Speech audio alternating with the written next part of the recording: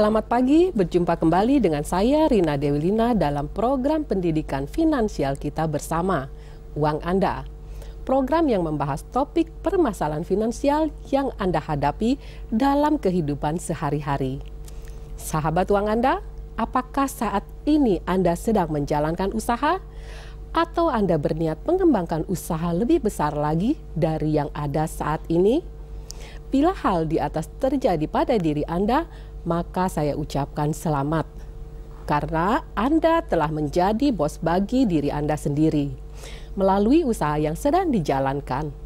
Meskipun tidak mudah, namun tingkat kepuasan bekerja untuk diri sendiri atau orang lain sangat berbeda. Di lain pihak, begitu banyak orang yang saat ini ingin memulai usaha sendiri tetapi tidak tahu bagaimana memulainya. Sahabat Uang Anda, bila bisnis sudah berjalan dengan baik dan mengalami kemajuan, tentunya Anda berkeinginan untuk menguatkan dan membesarkan bisnis tersebut. Sayangnya, seringkali keluhan mengenai sulitnya mendapatkan pinjaman modal usaha begitu sering kita dengar. Keluhan ini bukan hal yang baru lagi, karena tidak saja dialami oleh pengusaha kecil, para pengusaha besar pun seringkali mengalami kegagalan dalam mendapatkan suntikan modal usaha mereka. Khusus usaha kecil, menengah, atau UKM, kesulitan modal ini diawali dengan kurangnya informasi tentang sumber modal dan teknis pengajuan yang harus dilakukan. Padahal dalam mengajukan modal usaha, terdapat beberapa persyaratan yang harus dipenuhi oleh calon debitur tanpa terkecuali. Hal ini karena lembaga peminjam modal manapun pada akhirnya ingin memastikan bahwa Anda memiliki kemampuan dalam pengembalian pinjaman yang mereka berikan. Untuk itu, pada episode kali ini, selama 20 menit ke depan, saya ingin mengajak sahabat uang Anda mendiskusikan lebih jauh bagaimana mengajukan modal usaha secara interaktif.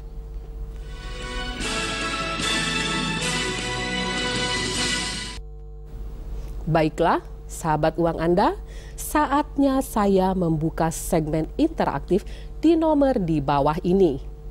Bagi Anda yang berhasil masuk ke line interaktif, mohon mengecilkan volume suara televisi Anda dan mohon untuk tidak menyebutkan produk atau nama perusahaan. Jangan lupa passwordnya uang Anda kendali di tangan Anda. Sambil menunggu telepon masuk, saya ingin menjelaskan bahwa sumber modal usaha dapat diperoleh dari yang pertama, lembaga keuangan bank merupakan salah satu sumber utama karena memang memiliki produk pinjaman modal usaha bagi nasabahnya. Bila usaha Anda telah berjalan minimal 6 bulan, maka bentuk pinjaman kredit yang lebih tepat adalah dalam bentuk kredit usaha rakyat atau KUR. Sedangkan bagi yang telah beroperasi minimal selama 2 tahun, sebaiknya mengajukan kredit pada bank umum. Namun perlu diperhatikan, usaha yang Anda ajukan harus menguntungkan. Dan biasanya, bank akan meminta pembuktian secara langsung maupun tidak langsung. Pembuktian secara langsung misalnya data jumlah pelanggan yang datang dan melakukan pembelian. Sedangkan pembuktian tidak langsung berupa pembuktian yang harus Anda sertakan. Kedua, lembaga keuangan non-bank. Jika usaha untuk mendapatkan pinjaman pada bank gagal, jangan putus asa. Sebab masih ada lembaga keuangan non-bank, di mana lembaga ini pun memiliki fungsi yang sama karena memiliki produk permohonan kredit. Lembaga jenis ini misalnya modal ventura dan pegadaian yang tersebar di berbagai tempat. Kini saya akan menjawab pertanyaan pemirsa. Pertanyaan ini datangnya dari Ibu Yuanita di Semarang. Bu Rina, saya bingung bagaimana menambah modal usaha yang saat ini sedang berkembang. Sayangnya saya tidak memiliki agunan untuk dijaminkan. Mohon bantuan Ibu. Bu Yuanita yang baik, Cara pertama yang saya rekomendasikan adalah dengan mengajukan kredit tanpa agunan atau KTA kepada bank. Untuk memperoleh KTA, Anda tidak perlu memberikan agunan atau jaminan kepada bank. Anda hanya harus memiliki penghasilan tetap dengan jumlah tertentu. Beberapa bank dan lembaga pemberi KTA biasanya mengadakan wawancara sebelum memberikan kredit kepada Anda sebagai calon nasabah.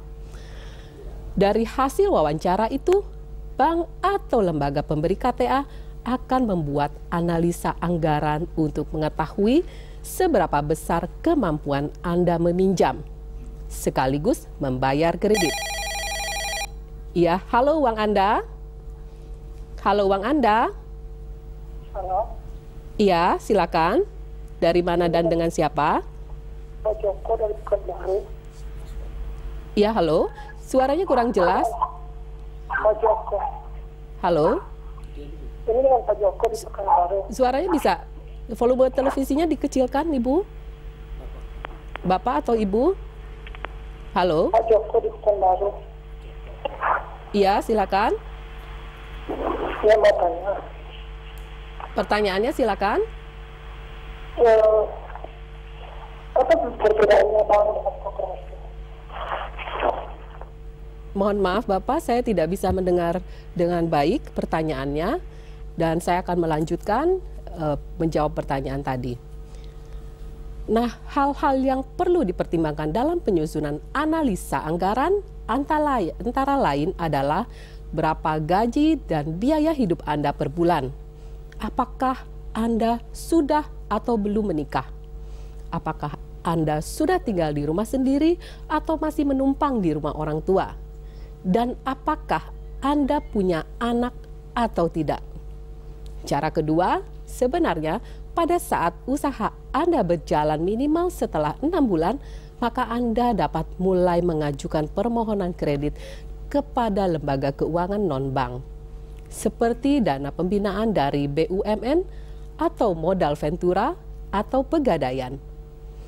Dalam kondisi usaha Anda saat ini, pada umumnya mereka tidak akan memberlakukan jaminan murni, namun memberlakukan program pelatihan, pendampingan, dan bimbingan secara gratis. Semua kegiatan tersebut untuk meningkatkan perkembangan bisnis Anda. Walaupun tidak diberlakukan jaminan murni, bukan berarti Anda bisa semaunya menggunakan modal tersebut. Ya, halo? Halo, silakan. Halo, uang Anda. Waalaikumsalam. Silakan, dari mana dan dengan siapa? Dengan Masda di Medan, Bu. Suaranya bisa lebih besar sedikit, Pak? Masda di Medan. Iya, silakan. Bu, apa beda pinjaman syariah dengan konvensional, Bu? Bagus mana yang kita ikuti, Bu? Maaf, Pak, pinjaman apa, Pak? Pinjaman konvensional dengan pinjaman syariah itu, Bu. Baru-baru ini kan konvensional berkembang dan dengan... Baik, Bapak. Oke, Ibu, makasih, Bu. Iya, terima kasih Bapak Mosda dari Medan. Nah, apa bedanya dari pinjaman konvensional dan pinjaman syariah? Dalam ukuran syariah, maka pengelolaan pinjaman dihitung dengan cara dan dikelola dengan cara secara ekonomi Islam. Sedangkan dalam konvensional dilakukan dengan cara ekonomi modern. Perbedaannya adalah itu. Dan beberapa hal menyangkut daripada prinsip-prinsip ekonomi tersebut. Demikian Pak Mosda, semoga jawaban saya bermanfaat. Ya, halo? Halo? Halo, uang Anda? Oh, kembali uang ada di tangan Anda. Iya, silakan. Dari mana dengan siapa? Pagi, Tangerang Selatan. Iya, silakan pertanyaannya. Ini mau tanya masalah KTA. Iya. Itu kan biasanya mereka menanyakan masalah kartu kredit. Bagi kita yang nggak ada kartu kredit, gimana, Bu? Baik. Baik Pak Aldi dari Tangerang, pertanyaannya adalah kalau mau mengajukan KTA tetapi tidak mempunyai kartu kredit. Nah, Bapak, untuk mengajukan KTA memang harus mempunyai kartu kredit. Tetapi bila Bapak belum mempunyai kartu kredit dan persyaratan Bapak memenuhi persyaratan yang ditentukan oleh bank penyedia KTA, maka mereka akan sekalian memberikan Anda kartu kredit. Dasar besarnya pinjaman daripada KTA adalah dari besar dari limit kartu kredit yang akan Anda peroleh. Dan itu tergantung dari berapa penghasilan yang Anda ajukan ke sana. Nah, demikian jawaban saya, Pak Aldi. Semoga jawaban saya bermanfaat. Halo? Halo, uang Anda? Halo, uang Anda. Iya. Selamat pagi, Ibu. Iya, paspornya Pak? Uang Anda Kendali kendali dengan Anda. Iya, silakan. Terima kasih, Ibu. Saya diberi kesempatan untuk bisa masuk, Ibu. Ya.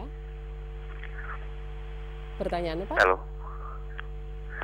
Begini, Bu.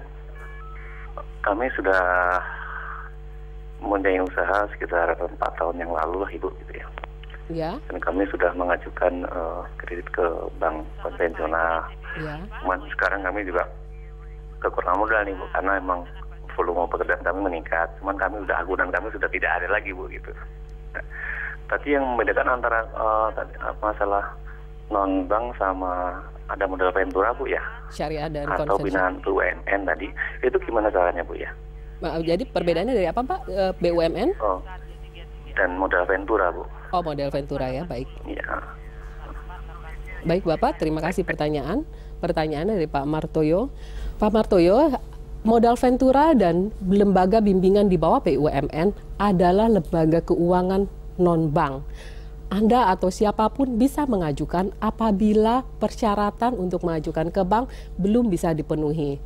Nah, apa bedanya untuk pengajuan ke bank dengan modal Ventura? Tentu saja ada beberapa lebih keringanan dibanding dengan kita mengajukan ke bank. Dan berapa besar yang akan diberikan itu pun tentu berbeda dengan apa yang kita pernah ajukan kepada badan lembaga di bawah BUMN ataupun Ventura. Cara kredit dan pengembaliannya pun tetap sama. Mereka tetap bekerja sama dengan bank untuk pengembaliannya. Untuk Pak Martoyo, semoga jawaban saya bermanfaat. Halo, uang Anda? Halo, selamat pagi. Selamat pagi, uang Anda. Passwordnya, Pak? Uang Anda di kendali Anda. Ya, dari mana dan dengan siapa? Saya dengan Pak Asep, Bu. Saya mau tanya sambil sharing ke Ibu ini. Bu, kalau kita mengajukan pinjaman modal kerja ya, Bu, ya. Ya. Itu modal kerja itu sebaiknya kita lebih baik ke bank syariah atau ke bank konvensional, karena kita kan memutarkan uang itu harus memperhitungkan berapa besar kecilnya margin yang harus saya bayar tiap bulan, Bu. Gitu. Iya, baik. Baik, Bapak. Oke. Bu.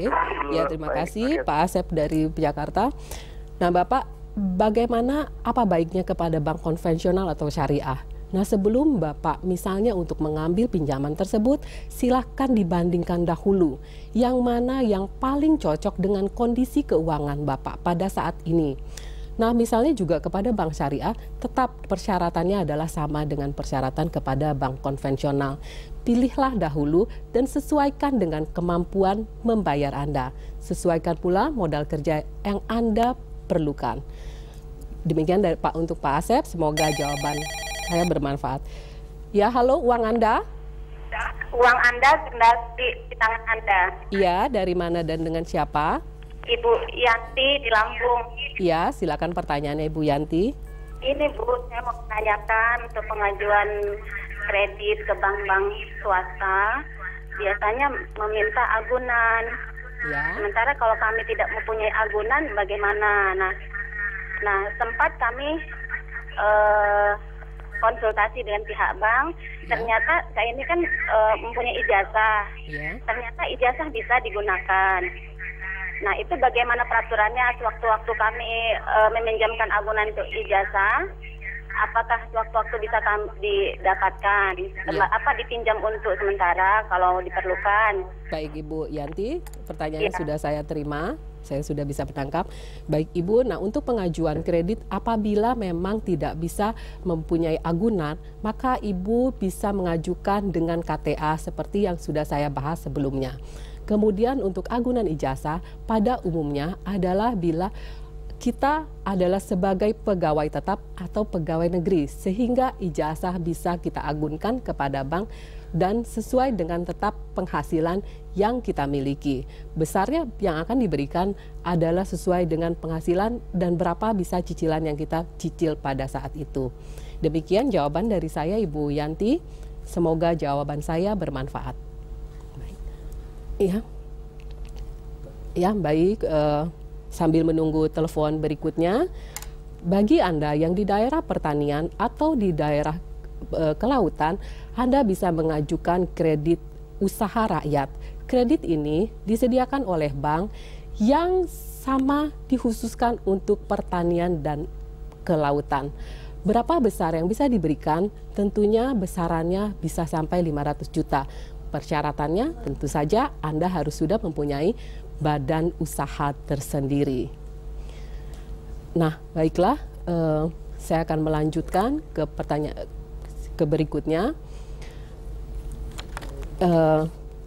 Nah, Ibu, saya akan melanjutkan. Baik, sahabat uang Anda, demikian penelpon terakhir dalam segmen interaktif kita. Untuk Anda yang belum berkesempatan menelpon ke studio, silakan menghubungi uang Anda via email info@uanganda.or.id.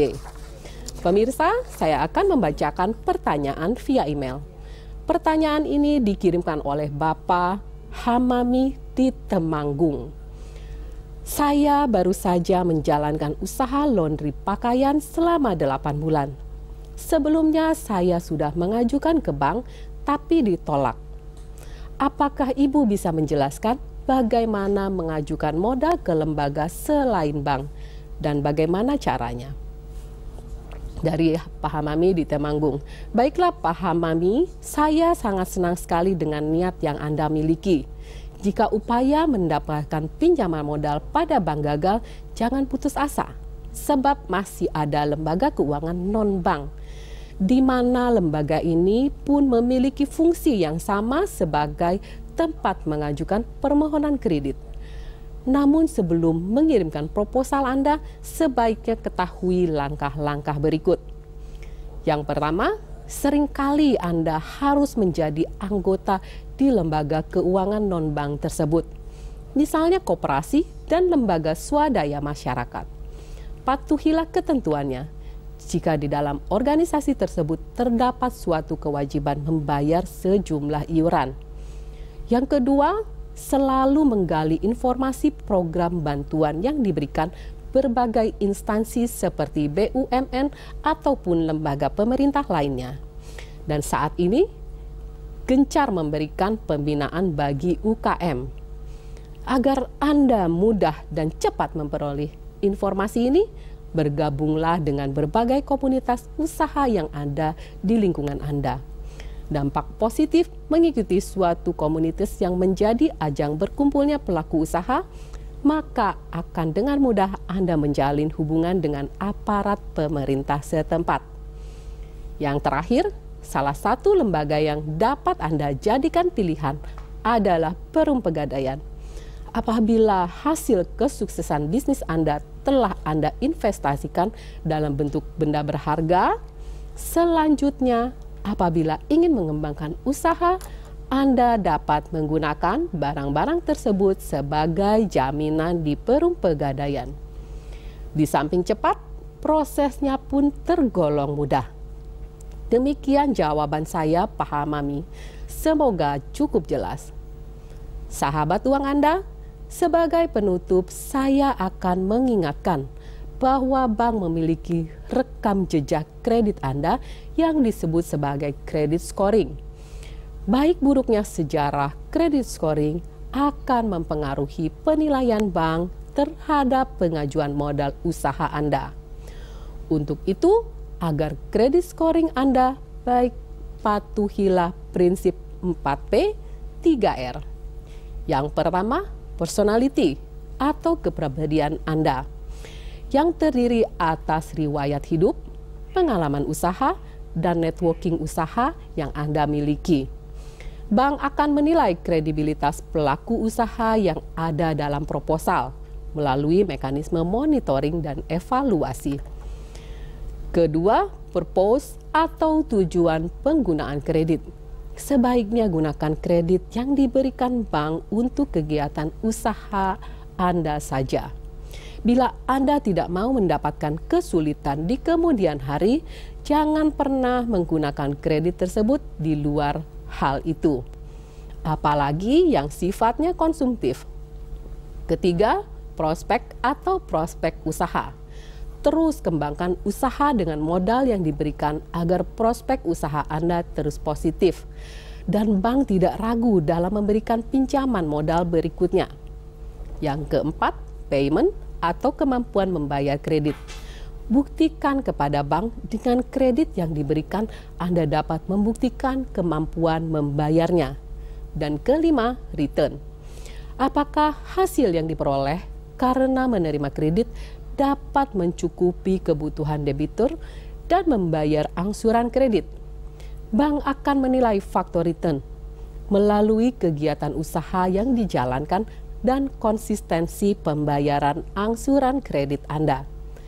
Yang keenam, repayment atau kemampuan membayar kredit sesuai jadwal. Dan ketujuh, risk bearing ability atau kemampuan Anda menanggung resiko yang tidak diperhitungkan. Sahabat uang Anda, demikianlah uang Anda episode kali ini. Mudah-mudahan penjelasan saya dapat membantu Anda mengelola keuangan dengan lebih baik lagi. Bila Anda ingin mengajukan pertanyaan, kritik maupun saran, silakan kirim ke alamat email kami info@uanganda.or.id atau bergabung dengan grup Uang Anda di Facebook dengan alamat Uang Anda atau follow kami di Twitter di Uang Anda. Kami akan memberikan souvenir bagi setiap penanya yang mengirimkan pertanyaan paling menarik. Saya Rina Dewilina, sampai jumpa lagi di hari dan jam yang sama hanya di TVRI. Uang Anda, kendali di tangan Anda.